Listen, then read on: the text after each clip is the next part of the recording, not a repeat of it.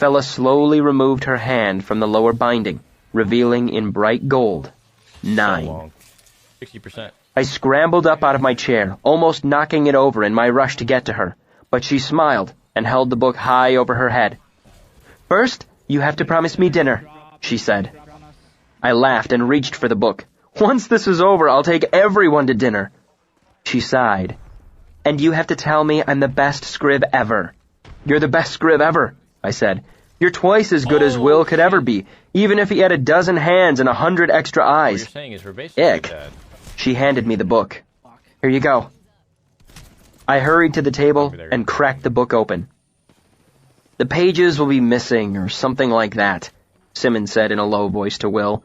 "It can't be this easy after all this time. I know something's going to spike our wheel." You're dropping now. I stopped turning pages and rubbed my eyes. One dropped. I One's low ground, squinted one's at the high ground. writing. I know, I'm just literally I knew You're it, just gonna have to go to Sim zone. said. Go to zone. You're gonna. He leaned his chair back on two legs, covering well, his tired eyes with his You hands. can't make it to zone either. Let me guess. These guys are all It's dead got the today. gray rot, or no way you bookworm, can make it or to zone. both. Unless Fella unless stepped they close have a and looked bubble. over my shoulder. Even then, they still die. "Oh no," They have to like go she said down. mournfully. Yeah, "I didn't even and look. they're all just dead. I was so excited." She looked up at Nice, us. Man. "Do any of you read Eldvintic?" "I read the chittering gibberish you people call a Turin," Willem said sourly. "I consider myself sufficiently multilingual." "Only a smattering," I said. "A few dozen I'm words." watching them die, low-key. "I can," Sim said. "Really?" I felt hope rising in my chest again. "When did you pick that up?" Sim scooted his chair across the floor until he could look at the book. "My first term as an Ilir. I heard some Eldvintic poetry. I studied it for 3 terms with the Chancellor." "I've never cared for poetry," I said. "Your loss," Sim said absently as he turned a few pages. "Eldvintic poetry is thunderous. It pounds at you." "What's the meter like?" I asked, curious despite myself. "I don't know anything about meter," Simmons said distractedly as he ran a finger down the page in front of him. "It's like this. Sought we the Scrivani word work of Surther, long lost in ledger, all hope forgotten. Yet fast found for friendship, fair the book bringer. Hot comes the huntress Fella, flushed with finding. Breathless her breast, her high blood rising, to ripen the red cheek rouge bloom of beauty." "That sort of thing," Simmons said absently, his eyes still scanning the pages in front of him. I saw Fella turn her head to look at Simmons, almost as if she were surprised to see him sitting there. Euro? No.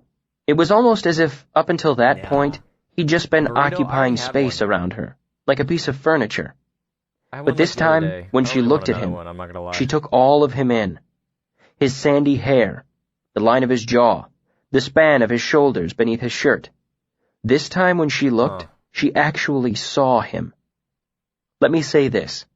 It was worth the whole awful, irritating time spent searching the archives just to watch that moment happen. It's gonna end up with me as It was Euro. worth I mean, blood dude. and the fear of death to see her fall in love with him. Just a little. Just the first faint breath of love. So light she probably didn't notice it herself. It wasn't dramatic, like some bolt of lightning with a crack of thunder following. It was more like when flint strikes steel, and the spark fades almost too fast for you to see, but still, you know it's there, The quesadilla? down where you can't see, kindling. I think I'm "Who gonna read get you another quesadilla. Eldvintic poetry?" Will asked. Fella blinked and turned Oh, back to the book. bullshit. Getting another "Puppet," quesadilla. Sim said. "The first time I met him." "Puppet?" Will looked as if he would tear out his own hair. "God pound me, why haven't we gone to him about this? All right. If there's an Quesadilla Aturan translation of this book, he'll know where it is." "I've thought the same thing 100 times these last few days," What do you think, Simmons I'm said. a millionaire? "But he hasn't A been euro doing with well steak? lately. He wouldn't be much help." I actually don't know. He hasn't been here today. "And Puppet knows what's on the Does he restricted care? list," Fella said. Nice. Like, "I doubt the he'd amount just of, hand something like that over." relaxation you- "Does everyone know this Puppet person except for me?" I asked. "Scrivs do," Willem said. "I think I can piece most of this together," Simmons said, turning to look in my direction. "Does this diagram make any sense to you? It's perfect nonsense to me." "Those are the runes," I pointed. "Clear as day. And those are metallurgical symbols." I looked closer. The rest? I don't know. Maybe abbreviations? This chair is beautiful. We can probably work them out as we go It's along. probably the nicest chair I'll ever sit I in. smiled and turned to Fella. Congratulations. You're still the best scriv ever. With Simmons' help, it took me 2 days to decipher the diagrams in the Scrivani. Rather, it took us 1 day to decipher and 1 day to double and triple check our work. Once I knew how to construct my gram, I began to play a strange sort of hide-and-seek with Ambrose. Lifetime I warranty, needed the 12 entirety years of my guarantee. concentration free while I worked on the sigildry for the gram. That meant letting my guard down. So I could only work on the gram when I was certain Ambrose was otherwise occupied. The gram was delicate work, small engraving with no margin for error. And it didn't help that I was forced to steal the time in bits and pieces. Half an hour while Ambrose was drinking coffee with a young woman in a public cafe. 40 minutes when he was attending a symbolic logic lecture. A full hour and a half while he was working at the front desk in the archives. When I couldn't work on my gram, I labored on my pet project. In some ways, I was fortunate Kilvin had charged me with making something worthy of a Relar. It gave me the perfect excuse for all the time I spent in the fishery. The rest of the time, I spent lounging in the common room of the Golden Pony. I needed to establish myself as a regular customer there. Things would seem less suspicious that way. Chapter 29. Stolen. You probably can't afford the steak on the case. Every night I retired to my tiny garret room in Anchors. Then I would lock the door, climb out the window, and slip into either Will or Sim's room, depending on who was keeping first watch over me that night. Bad as things were, I knew they would become infinitely worse if Ambrose realized I was the one who had broken into his rooms. While my injuries were healing, they were still more than enough to incriminate me, so I worked hard to keep up the appearance of normality. Thus it was that late one night, I trudged into Anchors with all the nimble vigor of a shambleman. I made a weak attempt at small talk with Anchor's new serving girl, then grabbed half a loaf of bread before disappearing up the stairs. A minute later, I was back in the tap room. I was covered in a panicked sweat. My heart was thundering in my ears. The girl looked up. "You changed your mind about that drink, then?" She smiled. I shook my head so quickly, my hair whipped around my face.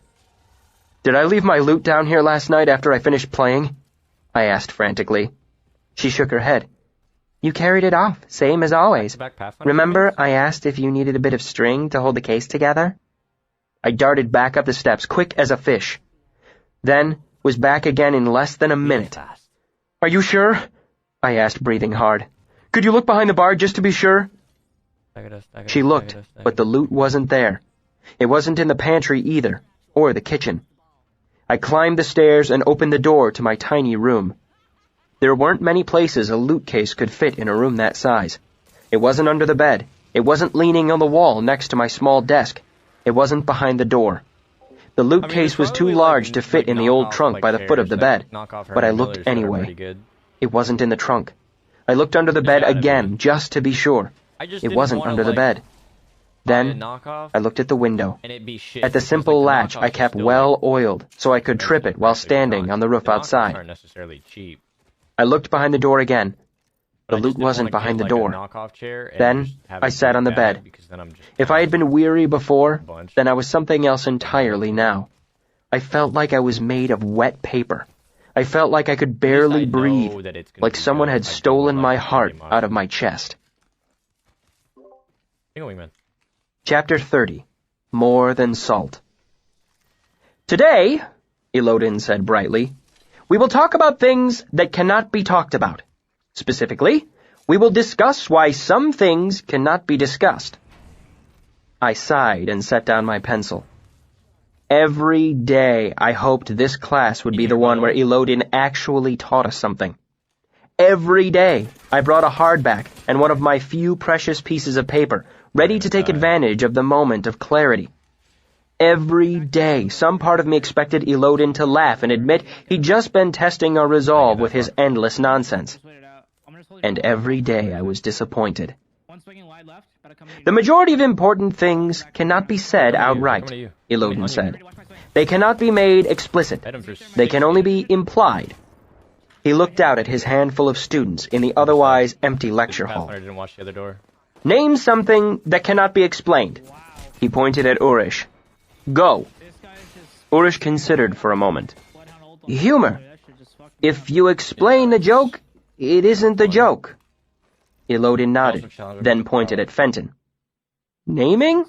Fenton asked. That is a cheap answer, Relar, Ilodin said with a hint of reproach. But you correctly anticipate the theme of my lecture, so we will let it slide. He pointed at me. There isn't anything that can't be explained, I said firmly. If something can be understood, it can be explained. A person might not be able to do a good job of explaining it, but that just means it's hard, not that it's impossible.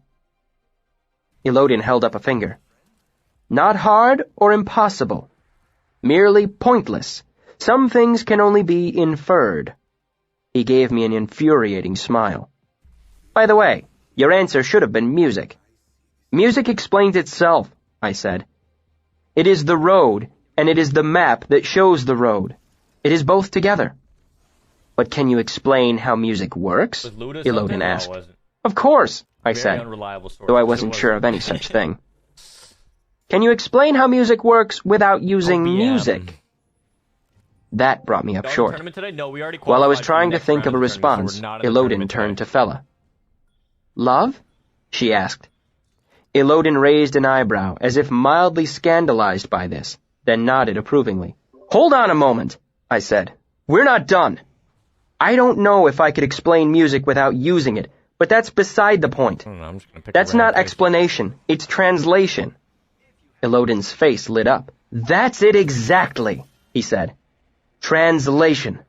All explicit knowledge is translated knowledge, and all translation is imperfect. So all explicit knowledge is imperfect? I asked. Tell Master Brandur geometry is subjective. I'd love to watch that discussion. Not all knowledge, Ilodin admitted, but most. Prove it, I said. You can't prove non-existence, Urish interjected in a matter-of-fact way. He sounded exasperated. Flawed logic. I ground my teeth at that. It was flawed logic. I never would have made that mistake if I'd been better rested. Demonstrate it then, I said. Fine, fine. Ilodin walked over to where Fella sat. We'll use Fella's example. He took her hand and pulled her to her feet, motioning me to follow. I came reluctantly to my feet as well, and Ilodin arranged the two of us so we stood facing each other in profile to the class. Here we have two lovely young people, he said. Their eyes meet across the room. Ilodin pushed my shoulder, and I stumbled forward half a step. He says hello. She says hello. She smiles. He shifts uneasily from foot to foot. I stopped doing just that, and there was a faint murmur of laughter from the others. There is something ephemeral in the air, Ilodin said, moving to stand behind Fella. He put his hands on her shoulders, leaning close to her ear. She loves the lines of him, he said softly. She is curious about the shape of his mouth. She wonders if this could be the one, if she could unclasp the secret pieces of her heart to him. Fella looked down, her cheeks flushing a bright scarlet. Ilodin stalked around to stand behind me. Kvothe looks at her, and for the first time he understands the impulse that first drove men to paint, to sculpt, to sing. He circled us again, eventually standing between us like a priest about to perform a wedding. There exists between them something tenuous and delicate. They can both feel it, like static in the air, faint as frost. He looked me full in the face, his dark eyes serious. Now, what do you do? I looked back at him, utterly lost. If there was one thing I knew less about than naming, it was courting women. There are 3 paths here, Ilodin said to the class. He held up one finger. First, our young lovers can try to express what they feel. They can try to play the half-heard song their hearts are singing. Ilodin paused for effect. This is the path of the honest fool, and it will go badly. This thing between you is too tremulous for talk. It is a spark so faint that even the most careful breath might snuff it out. Master Namer shook his head. Even if you are clever and have a way with words, you are doomed in this. Because while your mouths might speak the same language, your hearts do not. He looked at me intently. This is an issue of translation. Elodin held up 2 fingers. The second path is more careful. You talk of small things. The weather, a familiar play. You spend time in company. You hold hands. In doing so, you slowly learn the secret meanings of each other's words. This way, when the time comes, you can speak with subtle meaning underneath your words, so there is understanding on both sides. Elodin made a sweeping gesture toward me. Then there is the third path, the path of Kvothe. He strode to stand shoulder to shoulder with me, facing Fella. You sense something between you, something wonderful and delicate. He gave a romantic, lovelorn sigh. And because you desire certainty in all things, you decide to force the issue. You take the shortest route. Simplest is best, you think. Elodin extended his own hands and made wild, grasping motions in Fella's direction. So you reach out and you grab this young woman's breasts. There was a burst of startled laughter from everyone except Fella and myself. I scowled. She crossed her arms in front of her chest, and her flush spread down her neck until it was hidden by her shirt. Elodin turned his back to her and looked me in the eye. Relar Kvothe, he said seriously, I am trying to wake your sleeping mind to the subtle language the world is whispering. I am trying to seduce you into understanding. I am trying to teach you. He leaned forward until his face was almost touching mine. Quit grabbing at my tits. I left Elodin's class in a foul mood. Though to be honest, my mood of the last few days had been nothing but different variations of foul. I tried to hide it from my friends, but I was starting to crack under the weight of it all. It was the loss of my loot that had done it. Everything else I'd been able to take in stride. The stinging burn across my chest, the constant ache in my knees, the lack of sleep, the persistent fear that I might let my LR slip at the wrong moment and suddenly start vomiting blood. I'd been coping with it all.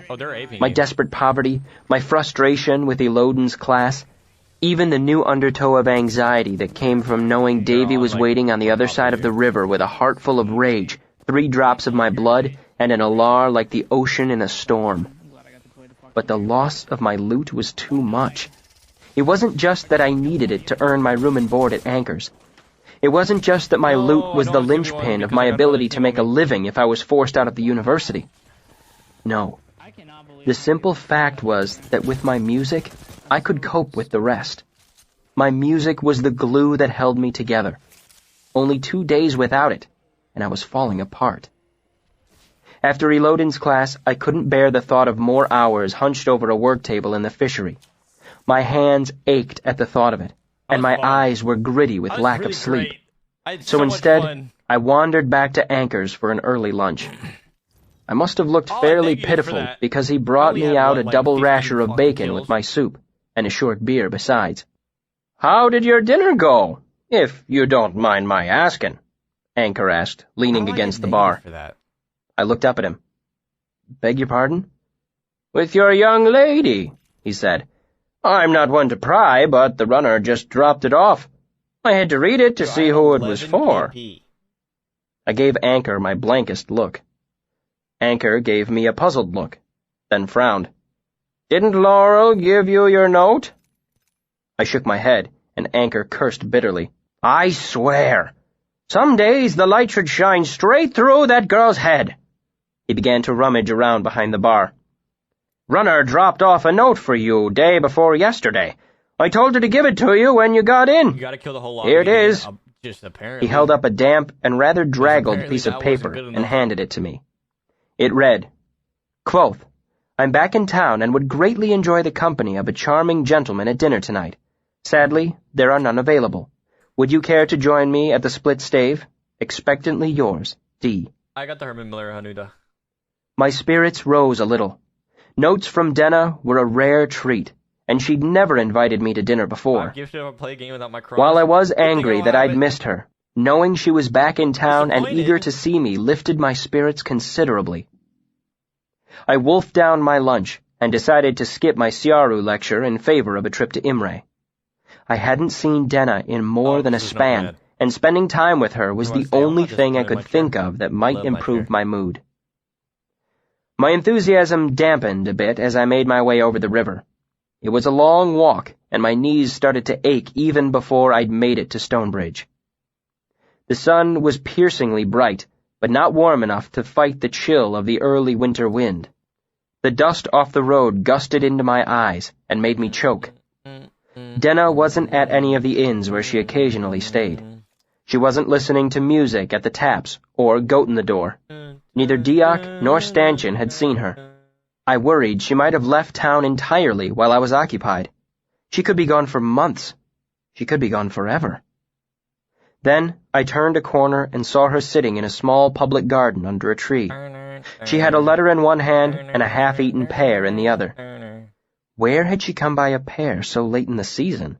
I was halfway across the garden before I realized she was crying. I stopped where I stood, at a loss for what to do. I wanted to help, but I didn't want to intrude.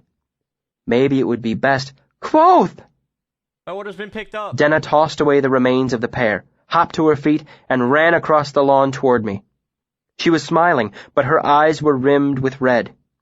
She wiped at her cheeks with one hand. "Are you all right?" I asked.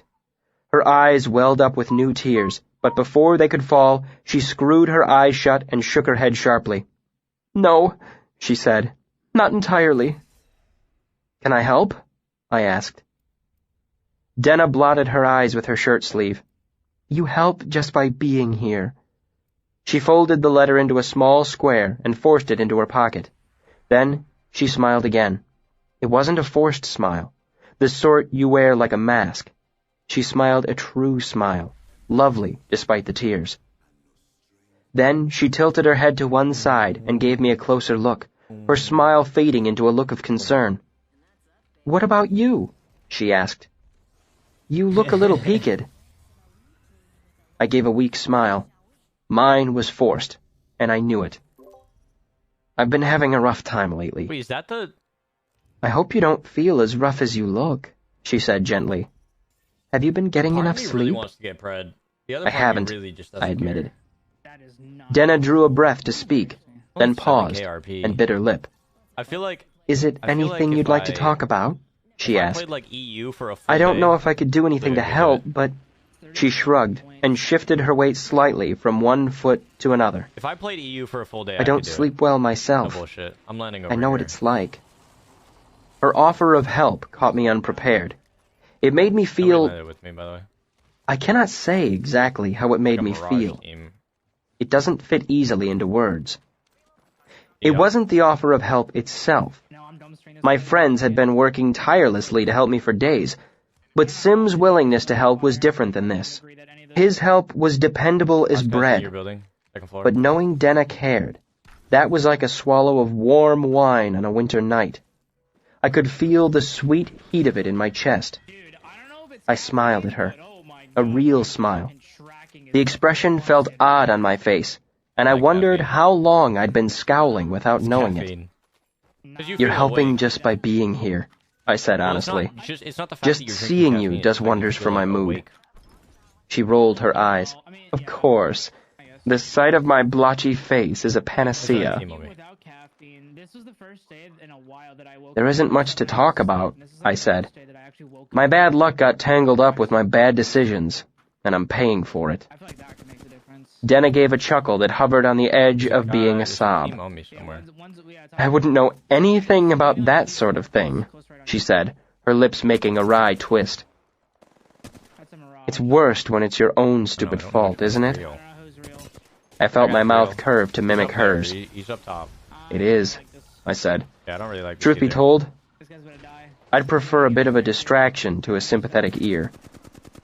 "That I can provide," she said, taking hold of my arm.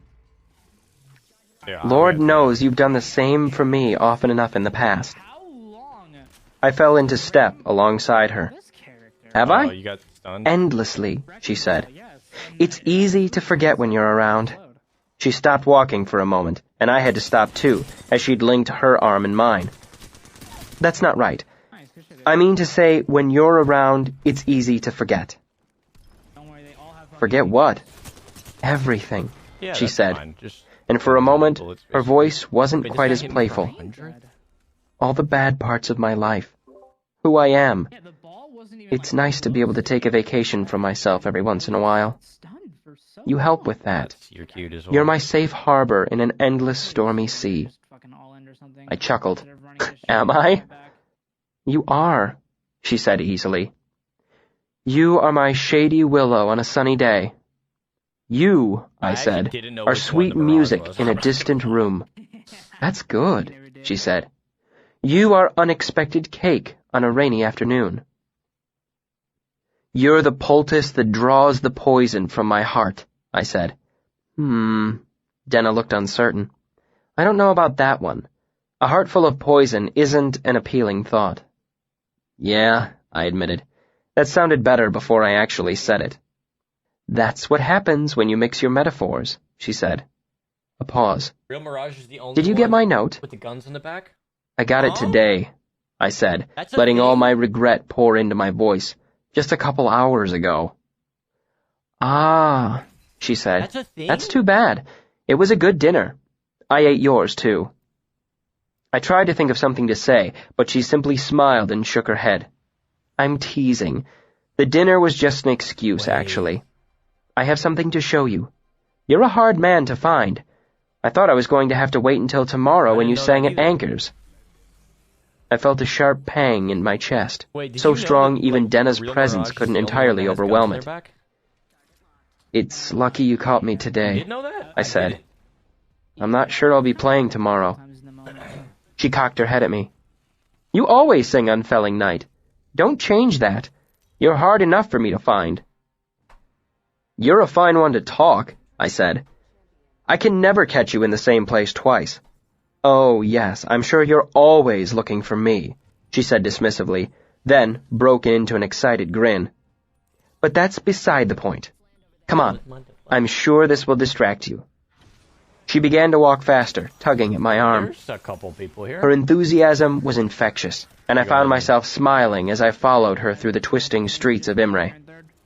Eventually, we came to a small storefront. Denna stepped in front of me, almost bouncing with excitement. All signs of her weeping were gone, and her eyes were bright.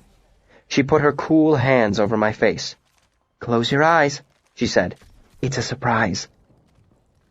I closed my eyes, and she led me by the hand for a few steps.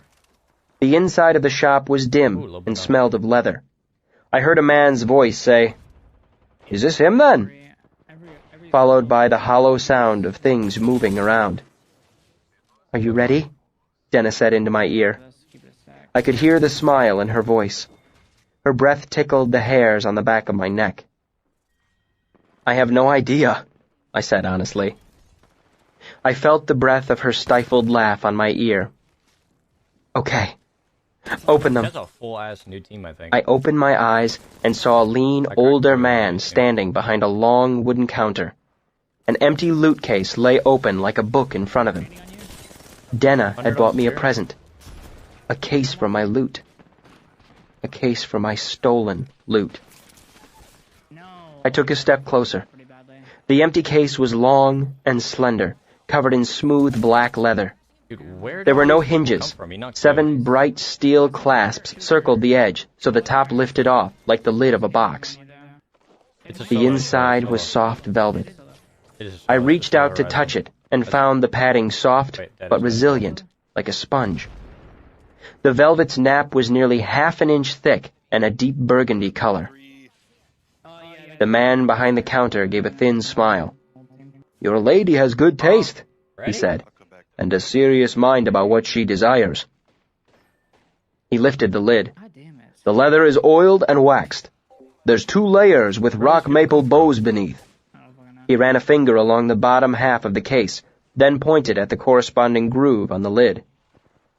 "It fits snugly enough that no air can get in or out, so you need not worry moving from a warm, wet room into an icy night. He began to snap shut the clasps around the edge of the case. The lady objected to brass, so these are fine steel. And once they're in place, the lid is held against the gasket. You could submerge it in a river, and the velvet will stay dry inside. He shrugged. Eventually, the water would permeate the leather, of course, but there's only so much one can do. Flipping the case over, he rapped a knuckle hard on the rounded bottom. I have kept the maple thin, so it is not bulky or heavy, and reinforced it with bands of glance steel. He gestured to where Denna stood grinning. The lady wanted Ramston steel, but I explained that while Ramston is strong, it's also rather brittle. Glance steel is lighter and retains its shape. He looked me up and down. If the young master wishes, he could stand on the bowl of the case without crushing it. His mouth pursed slightly, and he looked down at my feet, though I would prefer if you did not. He turned the case right side up again. I have to say, this is perhaps the finest case I have made in 20 years. He slid it across the counter toward me. I hope you find it to your satisfaction. I was driven speechless. A rarity. I reached out and ran a hand along the leather. It was warm and smooth. I touched the steel ring where the shoulder strap would attach. I looked at Denna, who was practically dancing with delight. Denna stepped forward eagerly. This is the best part, she said, flipping open the clasps with such familiar ease I could tell she'd done it before. She pulled off the lid and prodded the inside with a finger. The padding is designed to be moved and reset, so no matter what loot you have in the future, it will still fit. And look. She pressed the velvet where the neck would rest, twisted her fingers, and a lid popped up, revealing a hidden space underneath. She grinned again. This was my idea, too. It's like a secret pocket. God's body, Denna, I said. This must have cost you a fortune. Well, you know, she said with an air of affected modesty. I had a little set aside. I ran my hand along the inside, touching the velvet. Denna, I'm serious. This case must be worth as much as my loot. I trailed off, and my stomach made a nauseating twist. The loot I didn't even have anymore. If you don't mind my saying so, sir, the man behind the counter said, unless you have a loot of solid silver, I'm guessing this case is worth a damn sight more than that. I ran my hands over the lid again, feeling increasingly sick to my stomach. I couldn't think of a word to say. How could I tell her someone had stolen my loot after she'd gone through all the work of having this beautiful gift made for me? Denna grinned excitedly. Let's see how your loot fits. She gestured, and the man behind the counter brought out my loot and set it in the case. It fit snugly as a glove. I began to cry. God, I'm embarrassed, I said, blowing my nose. Denna touched my arm lightly. I'm so sorry, she repeated for the third time. The two of us sat on the curb outside the small shop. It was bad enough bursting into tears in front of Denna. I'd wanted to compose myself without the shopkeeper staring at me, too. I just wanted it to fit properly, Denna said, her expression stricken. I left you a note. You were supposed to come to dinner so I could surprise you. You weren't even supposed to know it was gone. It's okay, I said. It's obviously not, Denna said, her eyes starting to brim with tears. When you didn't show up, I didn't know what to do. I looked for you everywhere last night. I knocked on your door, but you didn't answer. She looked down at her feet. I can never find you when I go looking. Denna, I said. Everything's fine. She shook her head vigorously, refusing to look at me as tears started to spill down her cheeks. It's not fine. I should have known. You hold it like it's your baby. If anyone in my life had ever looked at me the way you look at that loot, Denna's voice broke, and she swallowed hard before words started pouring out of her again. I knew it was the most important thing in your life. That's why I wanted to get you somewhere safe to keep it. I just didn't think it would be so... She swallowed again, clenching her hands into fists. Does Halo Infinite Her still body have, was so like, tense ports? she was almost trembling. God! I'm so stupid! I never think! I always do this! I ruin everything! Denna's hair had fallen around her face so I couldn't see her expression. Very careful that I don't. What's wrong with me? She said, her voice low and angry. Why am I such an idiot? Why can't I just do one thing right in my whole life? Denna! I had to interrupt her, as she was barely pausing to breathe. I laid my hand on her arm, and she grew stiff and still.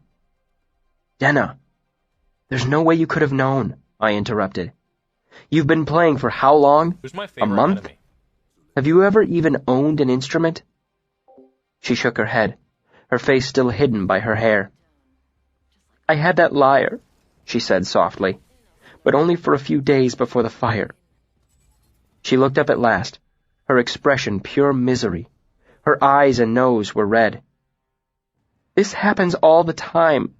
I try to do something good, but it gets all tangled up. She gave me a wretched look. You don't know what it's like. I laughed. It felt amazingly good to laugh again. It boiled up from deep in my belly and burst out of my throat like notes from a golden horn. That laugh alone was worth 3 hot meals and 20 hours of sleep. I know exactly what it's like, I said, feeling the bruises on my knees and the pull of half-healed scars along my back. I considered telling her how much of a mess I'd made of retrieving her ring, then decided it probably wouldn't help her mood if I explained how Ambrose was trying to kill me. Denna, I am the king of good ideas gone terribly wrong. She smiled at that, sniffing and rubbing at her eyes with a sleeve. We're a lovely couple of weepy idiots, aren't we? We are, I said. You are by yourself. I'm sorry, she said again, her smile fading. I just wanted to do something nice for you, but I'm no good at these things. I took hold of Denna's hand in both of mine and kissed it. Denna, I said with perfect honesty, this is the kindest thing anyone has ever done for me. She snorted indelicately. Where'd he go? Pure truth, I said. You are my bright penny by the roadside. You are worth more than salt or the moon on a long night of walking. You are sweet wine in my mouth, a song in my throat, and laughter in my heart. Denna's cheeks flushed, but I rolled on, unconcerned. You are too good for me, I said. You are a luxury I cannot afford. Despite this, I insist you come with me today. I will buy you dinner and spend hours waxing rhapsodic over the vast landscape of wonder that is you. I stood and pulled her to her feet. I will play you music. I will sing you songs. For the rest of the afternoon, the rest of the world cannot touch us. I cocked my head, making it a question. Denna's mouth curved. That sounds nice, she said. I'd like to get away from the world for the space of an afternoon. Hours later, I walked back to the university with a spring in my step. I whistled. I sang. My lute on my shoulder was light as a kiss. The sun was warm and soothing. The breeze was cool. My luck was beginning to change. I have literally 0 ammo. Chapter 31, The Crucible. With my lute back in my hands, the rest of my life slid easily back into balance. My work in the fishery was easier. My classes breezed by. Eloden even seemed to make more sense. It was with a light heart that I visited Simon in the alchemy complex. He opened the door to my knocking and gestured me inside. It worked, he said excitedly. I eased the door shut, and he led me to a table where a series of bottles, tubes, and coal gas burners were arranged. Sim smiled proudly and held up a short, shallow jar of the sort you use to store face paint or rouge. Can you show me? I asked. Sim lit a small coal gas burner, and the flame fanned against the bottom of a shallow iron pan. We stood quietly for a moment, listening to it hiss. I got new boots, Sim said conversationally, lifting up a foot so I could see. They're nice, I said automatically, then paused and looked closer. Are those hobnails? I asked incredulously. He grinned viciously. I laughed. The iron pan grew hot, and Sim unscrewed the jar, pressing the pad of his index finger into the translucent substance inside. Then, with a little flourish, he raised his hand and pressed the tip of his finger onto the surface of the hot iron pan. I winced. Sim smiled smugly and stood there for the space of a long breath before pulling his finger away. Incredible, I said. You guys do some crazy things over here. A heat shield? No, Sim said seriously. That's absolutely the wrong way to think about it. It's not a shield. It's not an insulator. It's like an extra layer of skin that burns away before your real skin gets hot. Like having water on your hands, I said. Sim shook his head again. No, water conducts heat. This doesn't. So it is an insulator. Okay, Sim said, exasperated. You need to shut up and listen. This is alchemy. You know nothing about alchemy. I made a placating gesture. I know. Say it then. Say, I know nothing about alchemy. I glowered at him. What's up, Buffalo? Alchemy isn't just chemistry with some extra bits, he said.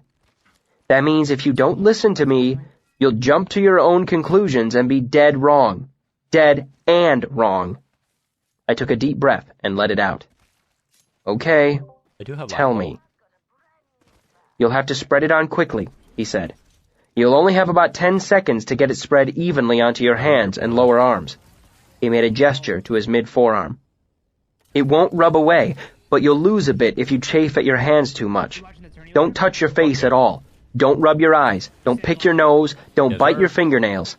It's sort of poisonous. Sort of? I asked. He ignored me, holding out the finger he'd pressed onto the hot iron pan. It's not like armor gloves. As soon as it's exposed to heat, it begins to burn away. Will there be any smell? I asked. Anything that will give it away? No, it doesn't really burn, technically. It simply breaks down. What does it break down into?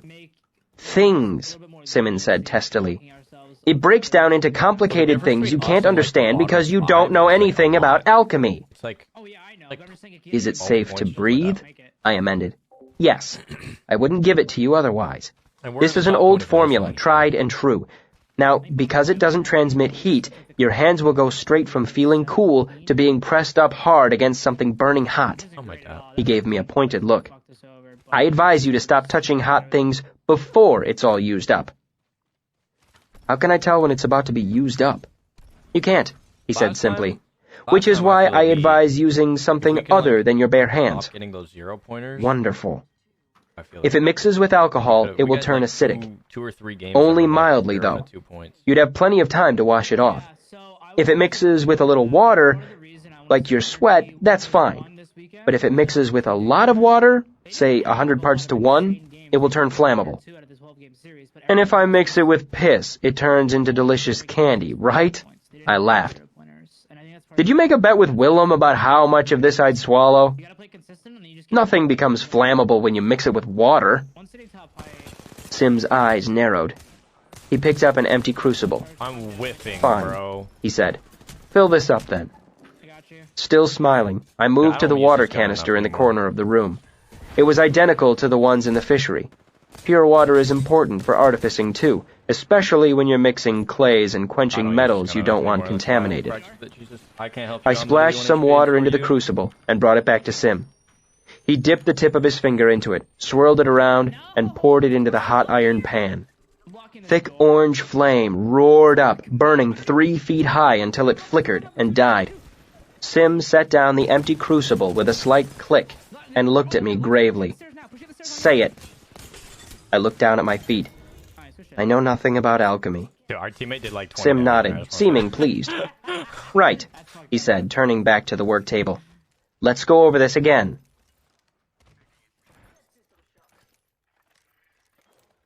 Chapter 32. Blood and Ash. Leaves crunched underfoot as I made my way through the forest to the north of the university.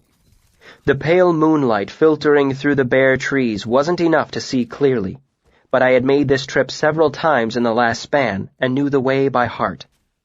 I smelled wood smoke long before I heard voices and glimpsed firelight through the trees. It wasn't really a clearing, just a quiet space hidden behind a rocky outcrop.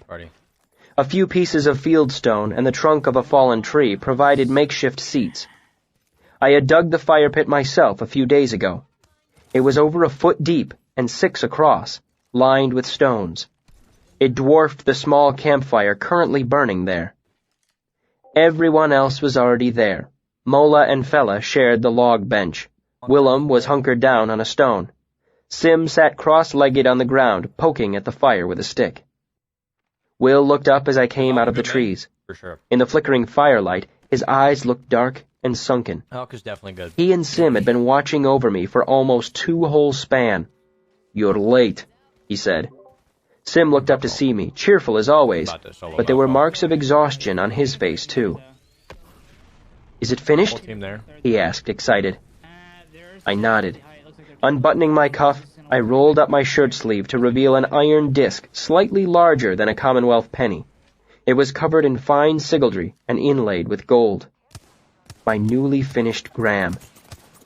It was strapped flat against the inside of my forearm with a pair of leather cords. A cheer went up from the group. "Interesting way to wear it," Mola said. "Fashionable in a sort of barbarian raider way." "It works best in contact with skin," I explained, "and I need to keep it out of sight since I'm not supposed to know how to make one." "Practical and stylish," Mola said. I'm down here. Simon wandered over and peered at it, reaching out to touch it with a finger. "It seems so small." "Ah!" Sim cried out as he jumped backward, wringing his hand. "Black damn!" he swore, embarrassed. "I'm sorry. It startled me as all." "Kist Krail," I said, my own heart racing.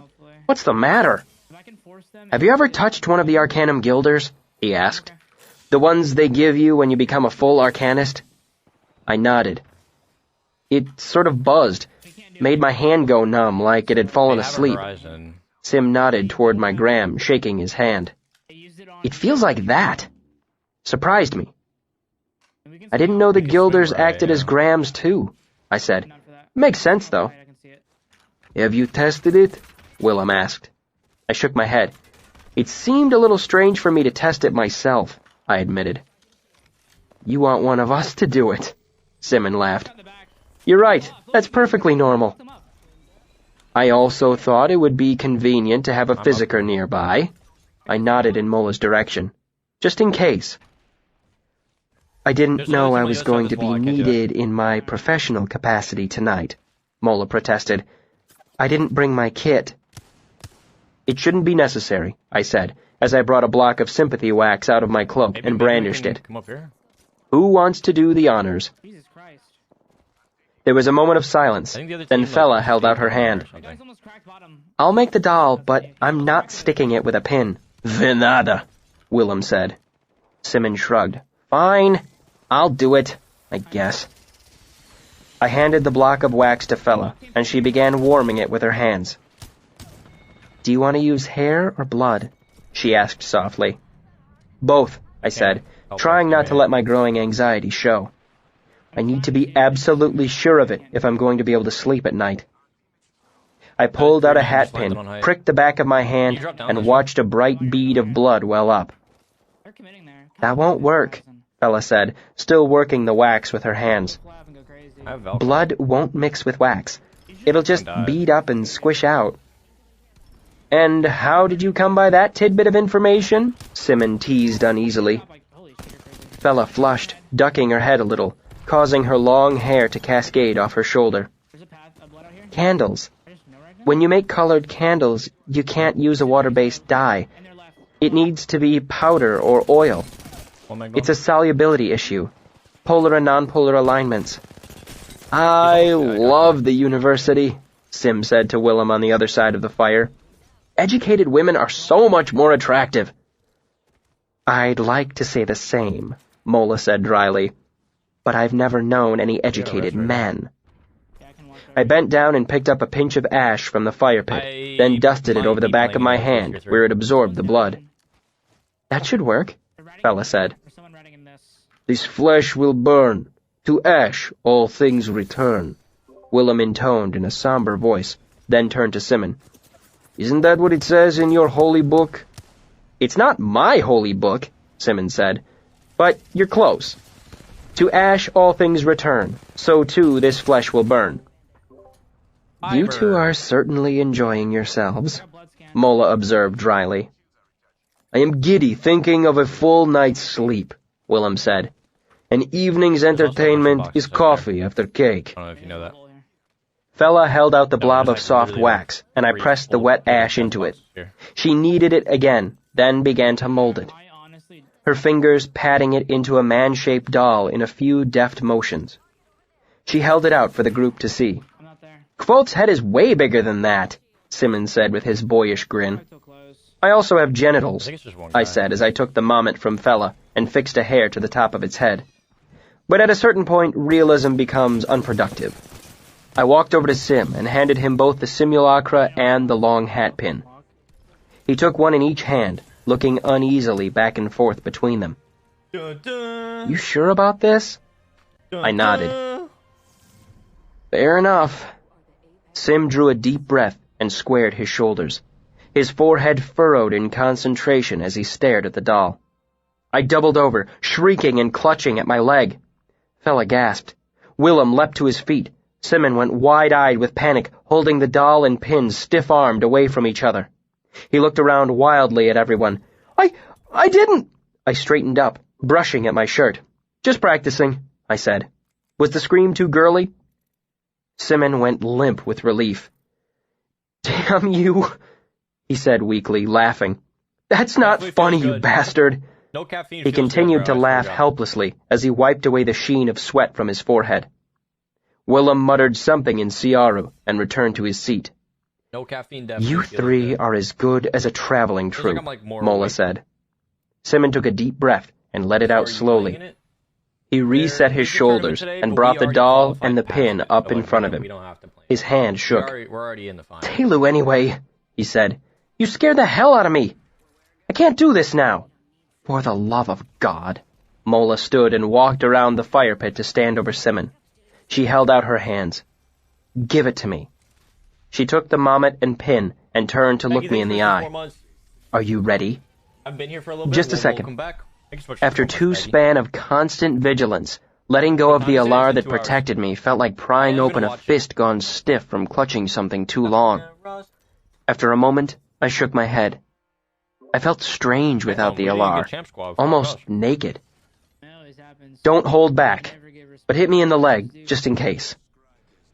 Mola paused, murmured a binding, and drove the pin through the leg of the doll. Silence. Everyone watched, motionless. I didn't feel a thing. They play with Gent now. I'm fine, I said. Everyone started to breathe again as I gave Mola a curious look. Was that really everything you had? No, Mola said frankly as she pulled the pin out of the doll's leg and knelt to hold it over the fire. I'm still cheering for him. That was a gentle test run. I didn't want to listen to your girly scream again. She pulled the pin back out of the fire and stood up. I'm going to come charging in for real this time. She poised the pin over the doll and looked at me. You ready? I nodded. She closed her eyes for a moment, then murmured a binding and stabbed the hot pin through the mommet's leg. The metal of the gram went cool against the inside of my arm, and I felt a brief pressure against my calf muscle, as if someone had prodded me with a finger. I looked down to make sure Simon wasn't getting some revenge by poking at me with a stick. I may have picked up double gold guns. Because I wasn't watching, I missed what Mola did next, but I felt 3 more dull prods, one in each arm and the other in the thick muscle just above my knee. The gram grew colder. I heard Fella gasp and looked up in time to see Mola, grim-faced and resolute, toss the mommet into the heart of the campfire, murmuring another binding. As the wax doll arced through the air, Simon let out a startled yelp.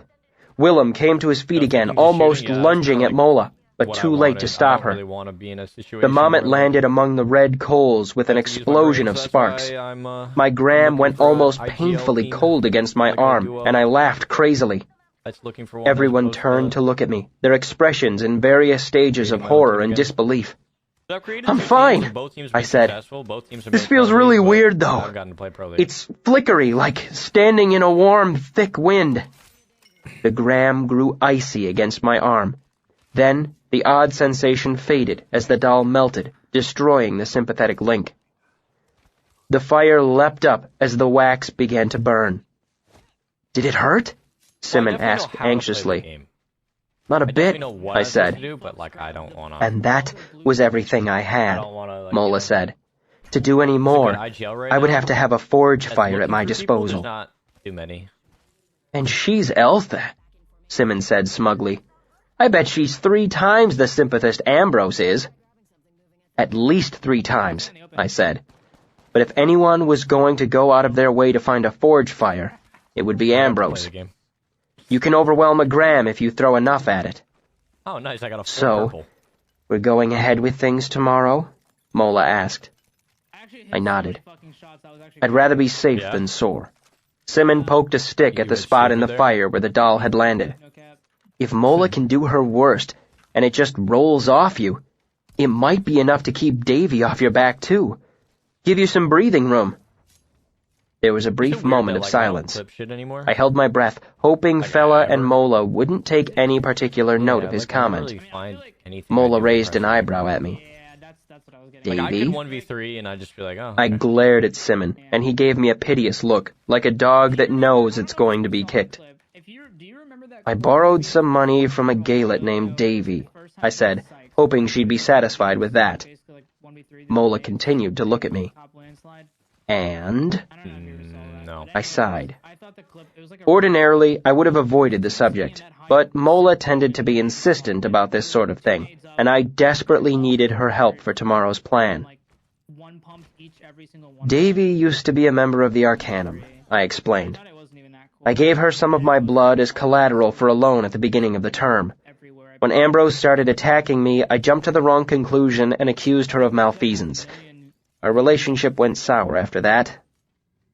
Mola and Fella exchanged a look. You do go out of your way to make life exciting, don't you? Mola said. I already admitted it was a mistake, I said, irritated. What else do you want from me? Are you going to be able to pay her back? Fella interjected into the conversation before things became heated between Mola and me. Hey, there's actually people here. I honestly don't know, I admitted. With a few lucky breaks and some long nights in the fishery, I might be able to scrape enough together by the end of the term. I didn't mention the whole truth. While I might have a chance of earning enough to pay Davy back, I wouldn't have a chance in hell of making my tuition at the same time. I didn't want to spoil everyone's evening with the fact that Ambrose had won. By forcing me to spend so much time hunting for a gram, he'd effectively driven me out of the university. Why do I have this gun out? Fella tilted her head to one side. What happens if you can't pay her? Nothing good, Willem said darkly. They don't call her Demon Davy for nothing. I'm not sure, I said. She could sell my blood. She said she knew someone willing to buy it.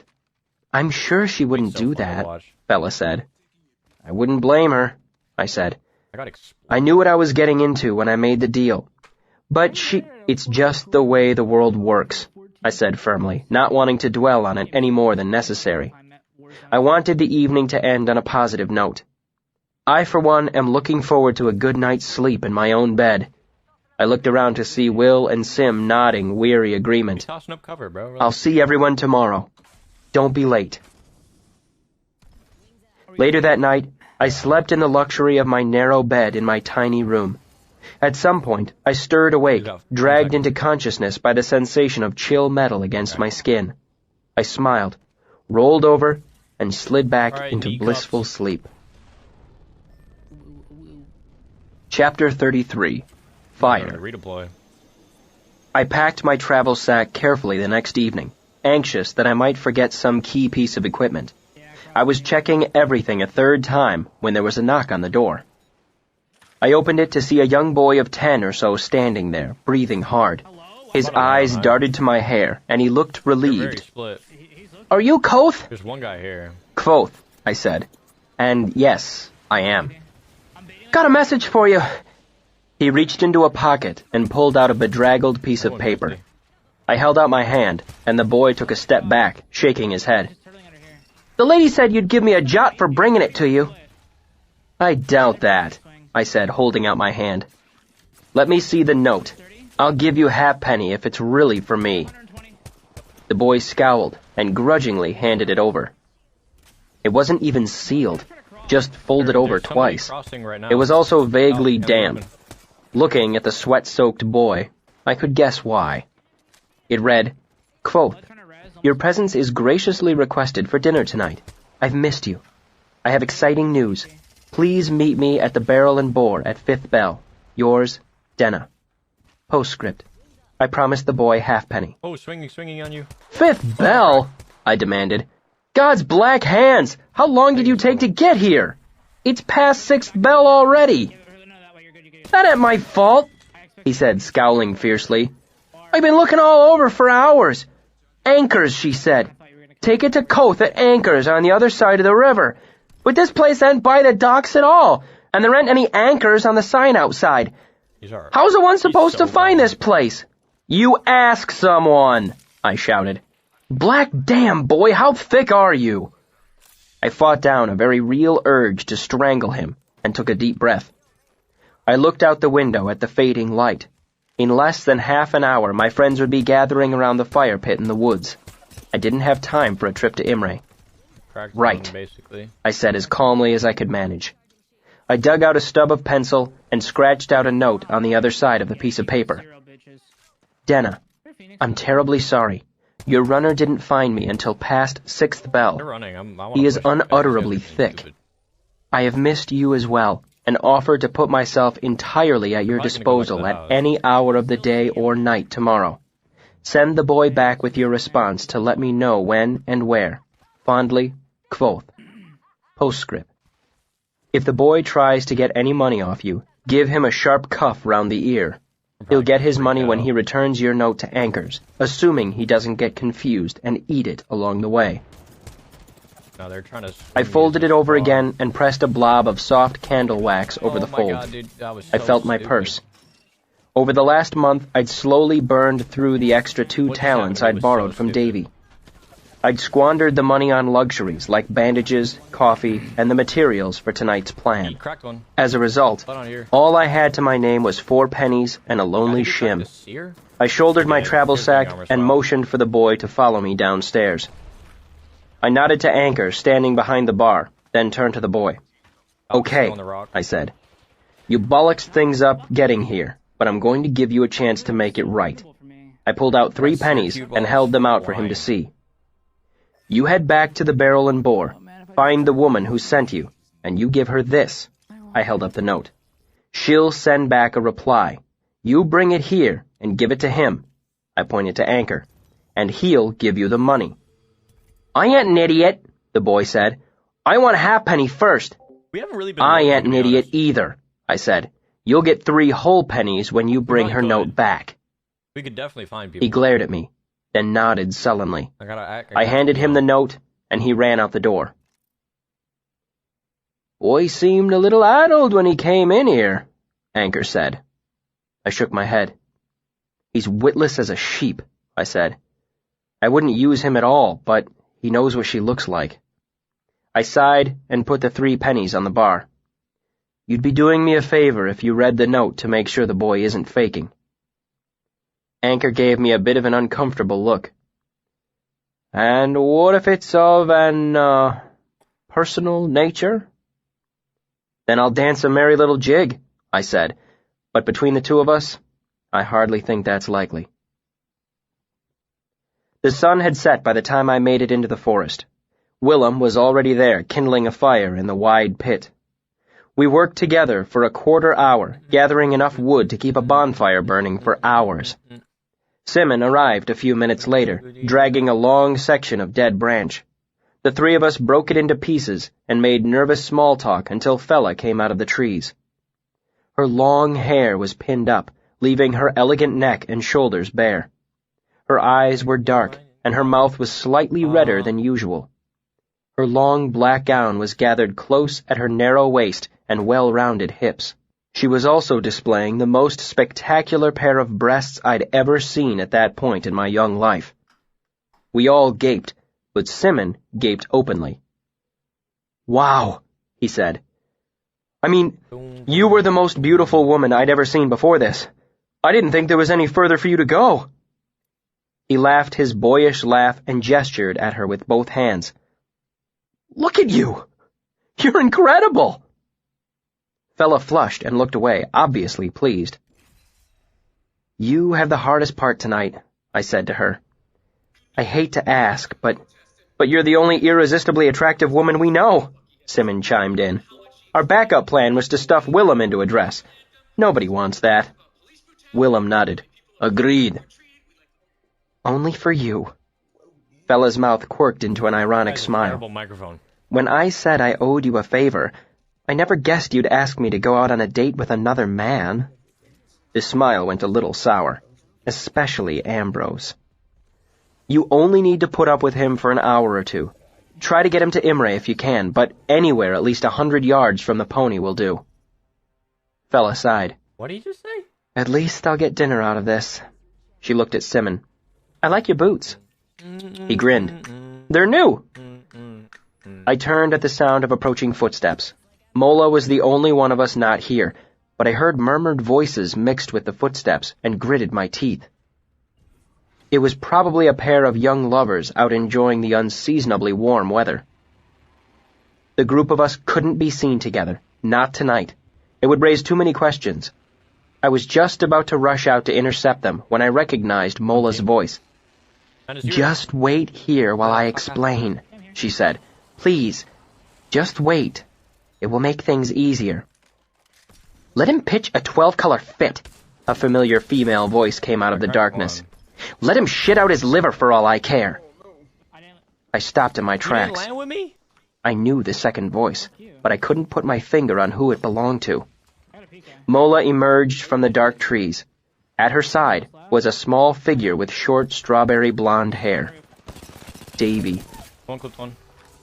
I stood stunned as Mola came closer, holding out her hands in a placating gesture and speaking quickly. Quoth, "I know Davy from a long while ago. She showed me the ropes back when I was new here, back before she left." "Expelled," Davy said proudly. "I'm not ashamed of it." Mola continued hurriedly. "After what you said yesterday, it seemed like there was some misunderstanding. When I stopped in to ask her about it." She shrugged. "The whole story kind of came out. She wanted to help." But I cracked that guy too. "I want a piece of Ambrose," Davy said. There was a weight of cold fury in her voice when she said his name. I really "My help is largely incidental." Willem cleared his throat. "Would we be correct in assuming—" "He beats his whores," Davy said, interrupting him abruptly. "And if I could kill the arrogant bastard and get away with it, I would have done it years ago." She stared flatly at Willem. "And yes, we have a past. And no, it's none of your business. Is that enough reason for you?" That's why KC sucks. There was a tense That's why silence. KC sucks. People Willem just nodded, here. his face carefully blank. Davy turned to look at me. "Davy," I made a short bow to her. "I'm sorry." She blinked in surprise. "Well, I'll be damned," she said, her voice sharp with sarcasm. "Maybe you do have half a brain in your head."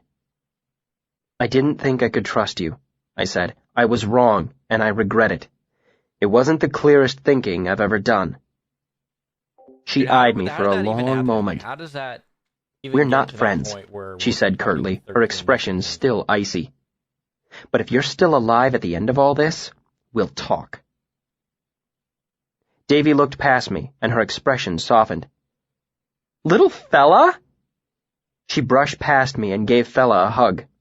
"You're all grown up!" She stepped back and held Fella at arm's length, looking her over appreciatively. "My lord! You look like a 10-stripe Modegan whore! He'll love it!" Fella smiled and spun a little so the bottom of her dress flared. This guy was "It actually is good. nice to have an excuse to dress up every once in a while." "You should be dressing up on your own," Davy said, "and for better men than Ambrose." "I've been busy. I'm out of practice preening. It took me an hour to remember how to do my hair. Any advice? She held her arms out to her sides and did a slow turn. Davy looked her up and down with a calculating eye. You're already better than he deserves. But you're all bare. Why don't you have any sparkle on you? 30s and 40s. Fella looked down at her hands. Rings won't work with the gloves, she said, and I didn't have anything nice enough to go with the dress. Here then. Davy tilted her head and reached up under her hair, first on one side, then the other. Then she stepped closer to Fella. Lord, you're tall. Bend down. When Fella straightened up again, she was wearing a pair of earrings that swung and caught the light of the fire. Davy stepped back and gave an exasperated sigh. And they look better on you, of course. She shook her head with irritation. Good Lord, woman. If I had tits like yours, I'd own half the world by now. You and me both, Sim said enthusiastically. Willem burst out laughing, then covered his face and stepped away from Sim, shaking his head and doing his best to look like he didn't have the slightest idea who was standing next to him. Davy looked at Sim's unashamed, boyish grin, then back to Fella. Who's the idiot? I caught Mola's eye and motioned her closer so we could talk. Aim your lock, huh? You didn't need to, but thanks. It's a relief knowing she's not out there plotting against me.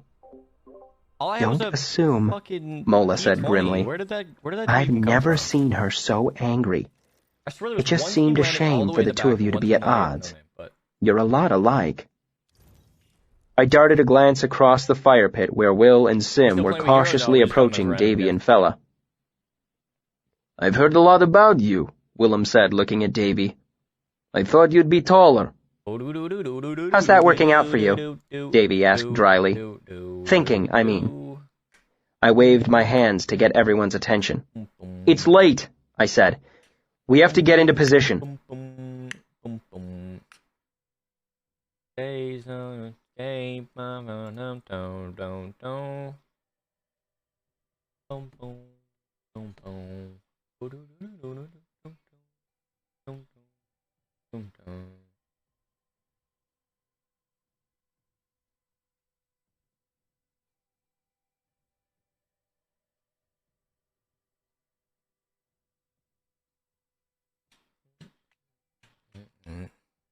Oh, I just got that. The Scottish kilt. No. That's, what's that called? I think that's called tartan fleece. Tartan fleece, baby. Not the tartan. Jesus Christ. We got a new chair? Of course we did, Kendo. The last one was going fucking... The last one was terrible.